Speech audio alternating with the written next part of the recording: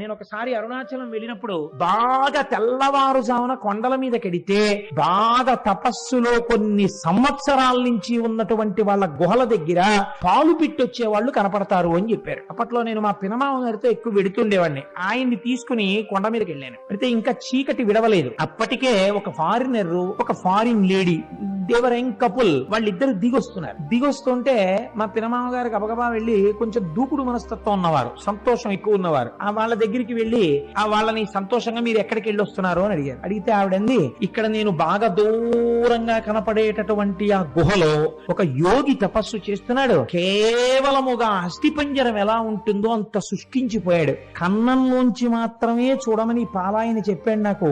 నేను కన్నంలోంచి చూశాను, కానీ నాకు ఆయన శరీరంలోంచి కొన్ని వేల వోల్ట్ల బల్బు వెలుగుతున్నట్లు కాంతితో నాకు దర్శనమైంది. ఇతను అక్కడ పాల కుండ ఒకటి పెట్టి వస్తుంటాడు ఒక పిడతతోటి. మరునాడు వెళ్ళేటప్పటికి తాగితే తాగి ఖాళీ పిడత ఉంటుంది, తాగకపోతే ఇంకొక పాల పిడత పెట్టి వచ్చేస్తుంటాడు. అటువంటి తపశ్శక్తితో ఉన్న మహాపురుషుణ్ణి చూశాను అంది ఆవిడ. అంటే మా పినమామ గారు ఆవిడికి వెరీ గ్లాడ్ మా దేశం వచ్చి మీరు ఇటువంటి చూశారు అని ఇలా షేక్ హ్యాండ్ ఇచ్చారు. అంటే ఆవిడ షేక్ హ్యాండ్ ఇవ్వకుండా ఇలా నమస్కారం చేసింది.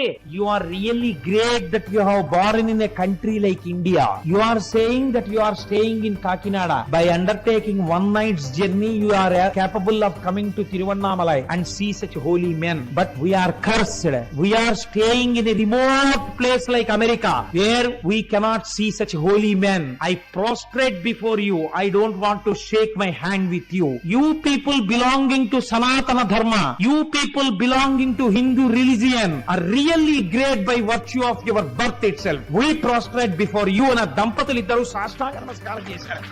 కేవలం సనాతన ధర్మంలో మనం పుట్టినందుకు, పుట్టకపోయామని ఏడ్చి వాళ్ళు సాష్టాంగ నమస్కారం చేశారు. ఇటువంటి అమృత భాండం, ఇటువంటి ఐశ్వర్యవంతమైన ఇంట పుట్టి అడుక్కు తిన్నవాడు ఎంతటి అయోగ్యుడో, ఇటువంటి సనాతన ధర్మంలో పుట్టి దీని మీద విలితి ప్రసంగాలు చేసేవాళ్ళు అంతటి అవివేకులు.